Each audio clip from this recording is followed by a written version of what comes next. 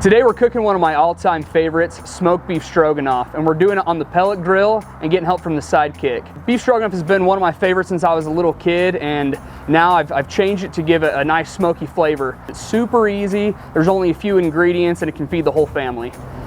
To dive in, we're gonna start with the meat. I like to go with the chuck roast, mainly because it has great fat marbling, and this is gonna allow us to shred once it's done smoking. It's a really simple seasoning. It's just coarse salt and coarse pepper. We just want to make sure we cover all sides and do the same on the other side. Now when we throw this in on the pellet grill, we're going to do nice, low, and slow. We're going to start it at 220 degrees. We're going to do a smoke level 8 on this one with your smoke control, and we're going to let it go until it hits 180 degrees internal temp and pull. All right, the meat's been on for about 7 hours now. It's almost at that 180 internal temp. So we're going to start with prepping our vegetables to get that rolling. We're going to start with an onion. We're gonna do about a medium-sized yellow onion, and we're gonna cut it into large chunks. We'll add all the onion into the tin. And then we've got 8 ounces of sliced mushrooms we're gonna add in there as well. For our sauce, it's gonna be 4 10.5-ounce cans of beef consomme. Beef consomme is really what separates this sauce from anything else. Really gives it an amazing flavor, especially mixed in, getting the aroma from these vegetables. Now that we have the meat mixed in with the vegetables and the beef consomme, we're ready to wrap it with some tin foil on the top, throw it back in the pellet grill, and we're gonna let it cook at the same temperature until it hits 203 to 205 internal temp. That's gonna allow that fat to render and let us pull at the end to have a beautiful end result.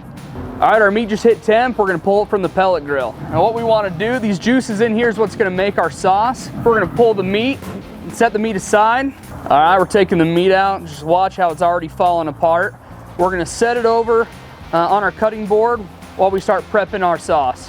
All right, let's get started on the sauce. Right now we have our 14-inch skillet heating up on our sidekick, and we've got that going on medium to low heat. And what we wanna do is take all the vegetables from our broth that was cooking, and we're gonna strain those out. And we're gonna let it simmer for a little bit while we prep the rest of the ingredients for the sauce. All right, we want this sauce to be nice and thick. So we're gonna add some cornstarch to allow that to happen.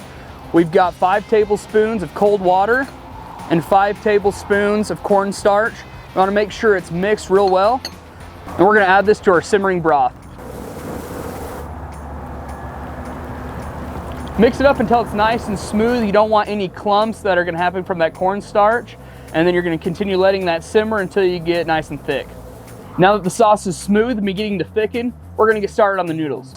For me, beef stroganoff is only really paired with wide egg noodles. I can't have it any other way, so that's what we're gonna make today. And then we're just gonna cook it till it's done. Right now we've got it cooking on our cast iron fry pot too, and I love this one because it has a built-in strainer. It's already in, makes it nice and easy for you. While the noodles are cooking, we're gonna get started shredding the meat. Since we cook this so low and slow, it should just fall right apart for us. Oh yeah. That's beautiful. Now that our meat's ready to go, we'll just add those veggies back into it, mix it together, and get it all prepped for the sauce. All right, our noodles are ready, so we're gonna throw them in a bowl and strain them so they're ready to go.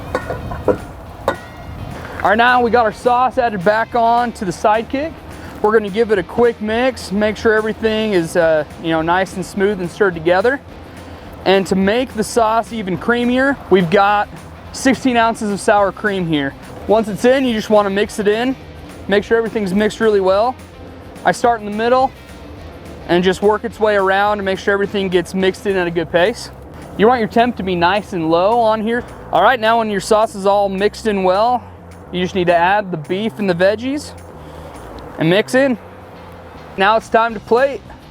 We'll start with a little bit of noodles, and then we get a spoonful of sauce. Make sure you got a lot of meat involved. A nice little plate. And I always like to garnish off with some freshly chopped chives. And there you are, it's that easy.